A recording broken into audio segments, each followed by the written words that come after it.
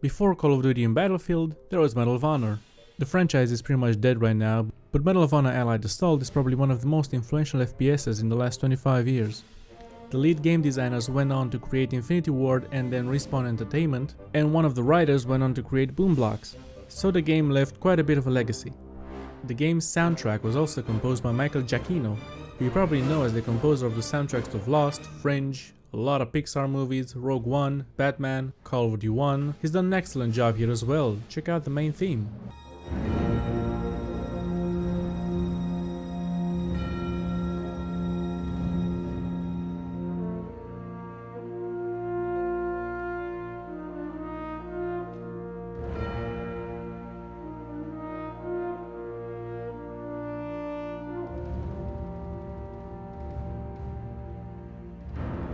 Shout out to the interactive menu though, there's even a separate room for the multiplayer.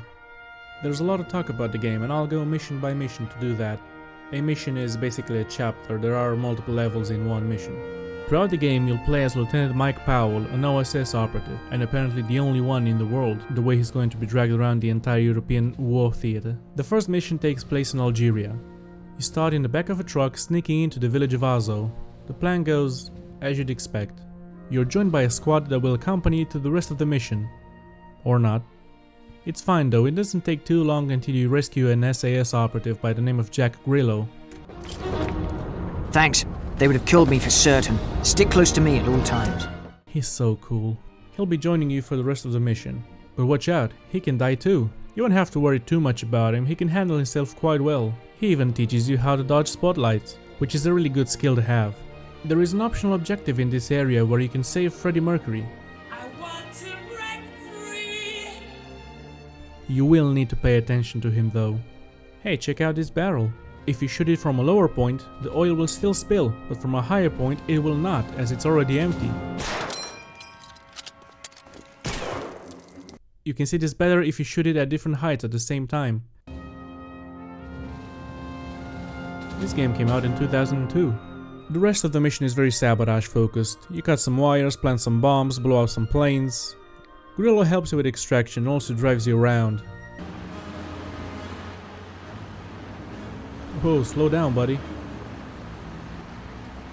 That water's really something, huh?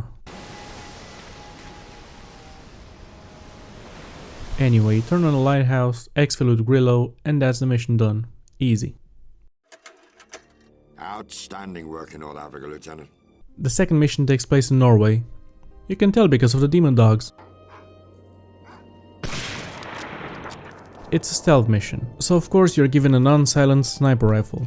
It's all good though because Grillo is here. Hey Grillo. Grillo helps you with the gate and dies. Dramatically so. Pal, go on without me. In fact, most enemies have a tendency to give an Oscar-worthy performance when dying. Some crawl away, others just won't quit. It's frankly the best feature of the game. The enemies actually take a lot of bullets to kill, so at least it keeps things slightly entertaining. Look at these two.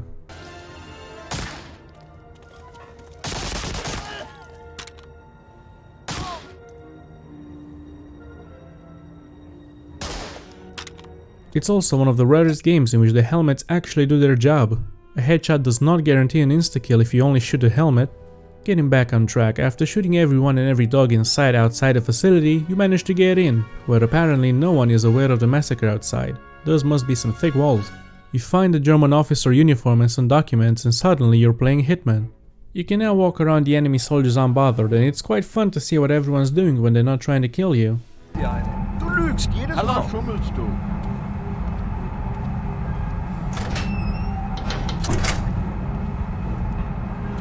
But if someone asks for your papers, you better whip them out. It's quite an awkward mission to play, but if you know what you're doing, you can almost finish it without getting your cover blown. First up, you need to destroy a prototype, which means you'll need to quickly dispatch 3 scientists before they can shoot back. Then you'll need to infiltrate a submarine. You need to find some level 2 documents, but they are right next to the guy asking for them. Once in the submarine though, there really is no way to continue without shooting everyone inside. You plant some bombs and make your escape. The escape itself is nothing special. There's a cool section at the end where you need to run to a train car while allies cover your escape. I remember I was always looking forward to this train as it meant I was finally getting to the best part of the game.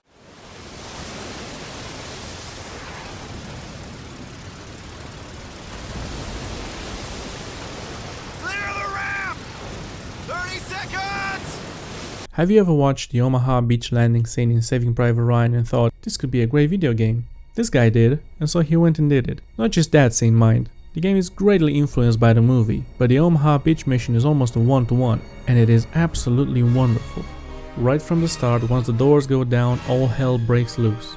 There are people dying left and right, bullets flying everywhere, leaving trails in the water, people shouting, unsure what to do. What are we supposed to do, sir? Get her off this damn beach! Move! Go! All you know is this: get off the beach.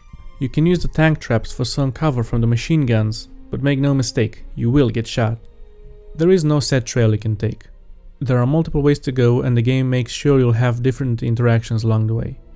Someone calling for reinforcements.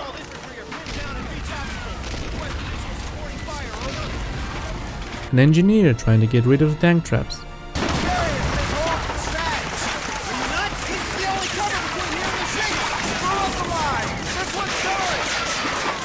Someone cowering, all the while the dead keep piling. Mercifully, you can find a medic that can heal you up halfway up the beach. You'll die a lot. Eventually, you'll make it up to the barbed wire, where the enemies cannot shoot at you. Your allies blow the wire and you make a final push to the bunkers. At this point, you'll have a moment to look around and notice that from your entire wave, only 4 of you remain. Then 2, and finally, just you. You make it to the enemy lines, getting up inside one of the bunkers, and for the first time, it's quiet.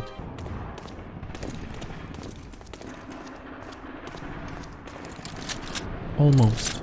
You can hear some stray shots in the distance, but you breathe easy, knowing they cannot reach you.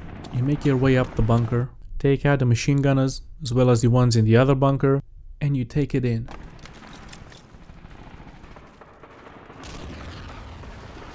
It's not a long level, but it's one I used to come back to again and again. If you need any one reason to try this game, this is it. 23 years later and nothing has come close to it. Call of Duty 2 also tackles the D-Day landing, but that takes place at Utah Beach. And it is missing the run-up to the beach section that this one has. Overlord 2 is the closest that got to the feeling of Medal of Honor in this aspect, also going for Omaha, but even that one I feel does not stick the landing, as it is ruined by the need to go overly cinematic. Omaha Beach is certainly the high point of the game.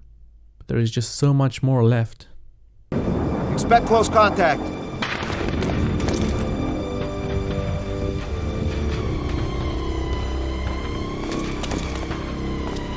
The rest of the mission takes a weird turn. I'm not sure why, but I always got a weird feeling in this section. Could be because of the music, which is downright haunting.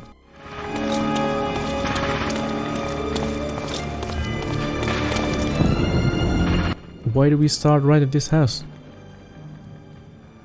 Oh, there are enemies already, okay. Why don't I trust that wardrobe? Did I think someone will jump out of it? Oh look, friendlies. They just keep coming. They don't stop. We're only a few minutes in the level and we already must be at a record kill count. But they do stop eventually and we can proceed up the road. Here you can find some more allies, warning you of snipers guarding a radio that you need to get. I thought I was smart by taking out the guy in the tower, but then I still got shot by a sniper. Again, and again, and again. Do you see him? He's somewhere over there. Eventually I do get him, but boy, that was frustrating. Hopefully that was just a one-off and not a glimpse of things to come. Also, this is the first mission in which you have a full weapon bar, so let's talk guns. Despite the game coming out a bit after Halo, who popularized the 2-gun limit, there is no limit in how many guns you can carry. You can carry one of each type of weapon. A pistol, which is useless, with which you can also melee, which is also useless.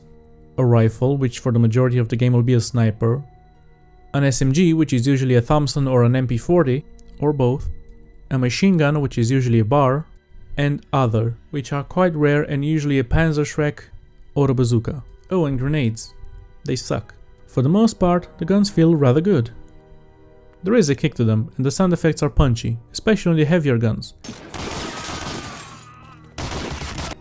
The MG42 especially is deafening.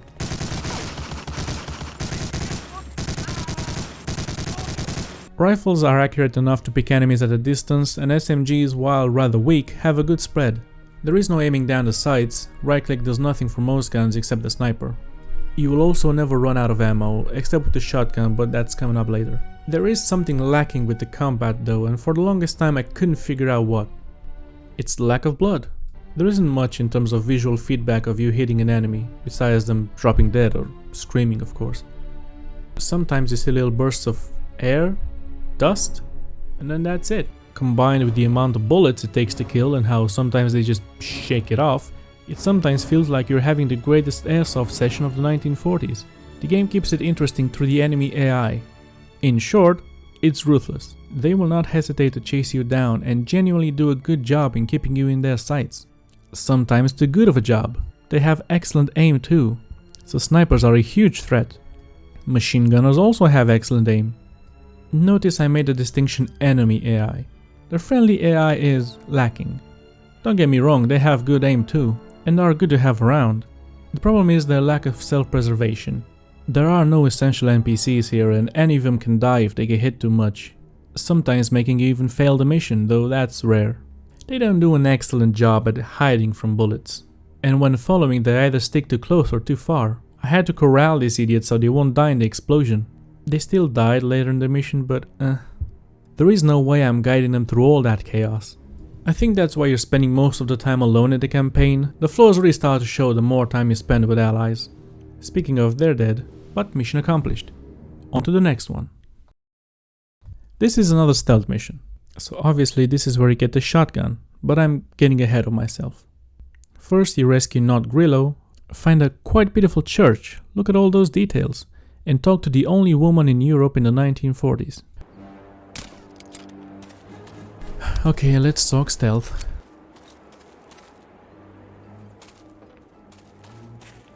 It's non-existent. There are multiple times where the game insinuates that it's time for stealth, but it's always a lie. Sure, you might start off with the enemies unaware of you, but sooner or later, usually sooner, your cover is blown and you need to go guns blazing.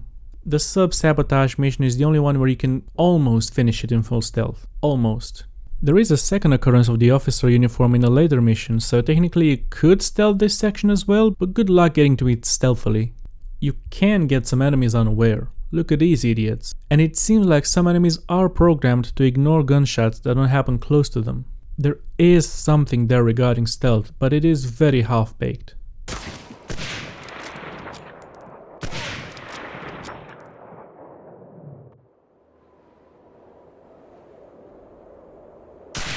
This mission also introduces alarms. Besides breaking stealth, they also feel like they constantly spawn enemies, but I'm not sure. You can turn them off, but once they're on, there is no going back to stealth. Also, enemies can just turn them back on. That's it for stealth. Fun fact, later in the mission you need to steal a Tiger Tank manual. That's an actual real-life manual. Here are some illustrations from it. Anyway, I die a few times to do some hidden enemies just at the end here too, but I'm sure it's the last time we'll see this type of shit. Oh no. Welcome to Sniper Town. This is the most stressful mission in the game. It's also the most frustrating. It's even framed as a horror level, look at it! The rain is pouring, it's stormy, foggy, the wind is crashing the windows, the music is eerie. It's a shame about all these fucking snipers. The weather makes them hard to see. And there are many windows and rooftops you can scan, but they will probably find you before you find them. You are joined by some allies, but believe it or not, they are useless. You can find other allies, they are, and you will not believe it, pointless. They're not gonna shoot the snipers for you, but they will get shot. Sometimes the level feels like you're pixel hunting in an old adventure game, only instead of Ye Flask, it's a German holding a Kar 98. It's a good thing you have a thick skull. The second part of the level is better, as there are not that many snipers left. Unfortunately, you have to babysit 3 guys until the end of the mission. If 2 die, then it's game over. For the first time, however, someone is there to babysit you as well. You have a medic with you, and he'll run through gunfire whenever you're hurt just to give you a kiss. He'll even kiss some of the other guys. They can still die though, as the game throws a lot of people at you. I knew some of them were hiding in the wardrobes. There's another one! See, I'm not going insane, I knew it! Once you successfully navigate Sniper down, congrats! You win a tank. The tank section is not great. It doesn't really feel like a tank. It's floaty, the main gun barely does any damage, you can't use the machine gun. There's also no satisfying crunch when you run over someone. It feels more like a prototype for the tank sections in the future Call of Duty games. The tanks control exactly the same as they do in Call of Duty. They even have the hold space to align body with turret button. It's not a long level, and the one following it is a short yet stressful one where you have to defend a bridge from getting blown up. It's another Saving Private Ryan's reference, so that's neat. Where the fuck am I? This part is such a mess. You can't see anything, the forest just looks the same, the terrain is all fucked. The enemies can see you perfectly well. There's fucking dogs barking all the time. This is just psychological warfare. My advice, just follow the compass arrow. It'll end soon enough. You get a quick break with a rather simple mission of infiltrating into a base, stealing a Sturmgewehr, and blowing the rest of them up. The gun itself sounds and looks nice, but mechanically it's just a bar with more ammo.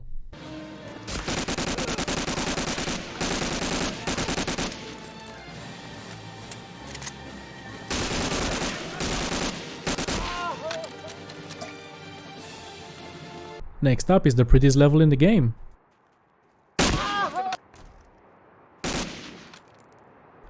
There's nothing quite like it. You can explore most buildings in town and you can find a lot of cute details.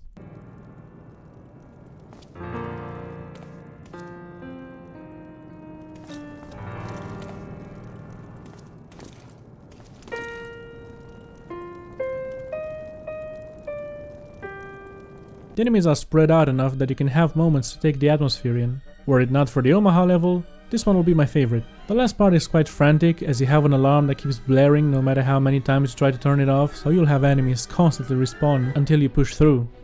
Overall, quite enjoyed it. I wish the game ended here. I hate the train station. It's not a long level, but it has the same problems of poor visibility, dogs and spotlights. Oh god, the spotlights. They are relentless. Get caught in the light and it's over. You can't even try taking them out, as there will be another watchtower out of sight that will hear you and pepper you instantly. After many tries I did it. You call the train and get ready for the final level. The final level of the game is a collection of confusing design choices. First you arrive by a train with a large group of allied soldiers and you think, oh that's cool, it'll be a full-scale attack. The briefing even hypes these guys up, calling them US's finest soldiers. But then you get out of the train and you realize they're only here for you to protect them from enemy snipers. Lose too many and it's game over. Next you enter the base, alone, as the rest of them fuck off somewhere. You need to plant some bombs and then find a gas mask so they can head to the lower levels where mustard gas is still present and plant more bombs. Make sure to go down the elevator with as much HP as possible. I was positively fucked by the time I got down the elevator, and there are no HP pickups down there. The mask obstructs your view quite a lot, and with only 5 HP I died a bunch of times. Once you're done with the lower levels, the base begins exploding and you need to escape. The game isn't clear if it wants you to run past the enemies or fight them, as the enemies still have their dead-eye accuracy even while the whole base is on fire. Once you're finally out, there's this final fucking part. You would expect this to be similar to the escape from the sub-base level, when your allied soldiers provide covering fire, but no, those fuckers have the door to the train locked and you have about 4 enemies between the exit to the base and the train. When I finally managed to kill them, I thought I hit a bug. The train was not opening. Turns out there are still some snipers overlooking the courtyard and the bastards won't open the fucking door until you kill everyone around. They would rather leave you to death than help you with even one enemy. Fuck it, the door finally opens and the game ends, thank Christ.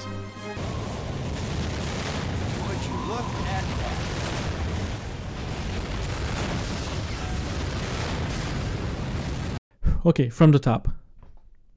This game has been with me for most of my conscious life. It was one of the first games I played on a PC. Hell, I didn't even know English at the time. It wasn't my favorite, Call of Duty 2 was, but in the early 2000s you would play anything as long as it was installed in your PC. I don't even remember the last mission of the game, as back then, I couldn't have been more than 6 or 7, Sniper Town was such a terrifying situation that I would rather go back to the beginning of the game than go through it. Still, even then, I recognized how special the Omaha Beach section was. as were the enemy animations and the little details scattered throughout the game. I didn't see the flaws back then because I didn't care. I just played whatever I had. I can see the flaws now. I can see the game is sometimes unfair, frustrating, or just plain broken. But I will most likely still return to it at some point. Nostalgia does that. It doesn't go away. Despite everything, Medal of Honor Allied Assault is still a good game. In many ways, it is unique still. It was followed by 2 expansions and a few semi-regular games until the franchise died with Medal of Honor Warfighter in 2012, trying to ride the wave of modern shooters that Modern Warfare started. The series that inspired COD died by trying to copy the series it influenced. It's almost funny. Almost. The series had a bit of a death rattle in 2020 with the release of Medal of Honor Above and Beyond, a VR exclusive game that currently sits at mixed rating on Steam. It was developed by Respawn Entertainment, so if anything, it's at least good to know the legacy is still there. Maybe one day we'll see another mainline release in the Medal of Honor franchise. Time will tell, I suppose. Meanwhile, if you want to check the game out for yourself, it's available on GOG, along with the 2 expansions for €10 or $5 when on sale. Just install the unofficial patch for widescreen support and you're set. Thank you for watching. If you enjoyed the video, consider subscribing, or maybe just liking the video. You wanna know what's the funniest thing? There's this little briefcase in the main menu which showcases some medals that you can unlock after beating the campaign on normal or hard, or by doing hidden objectives like rescuing Freddie Mercury or blowing up some tanks. And after all of that, after getting all of them, you don't even get a goddamn Medal of Honor. Guys, until the end of the mission. If 2 die, it's game over. What the fuck? What did you say to me?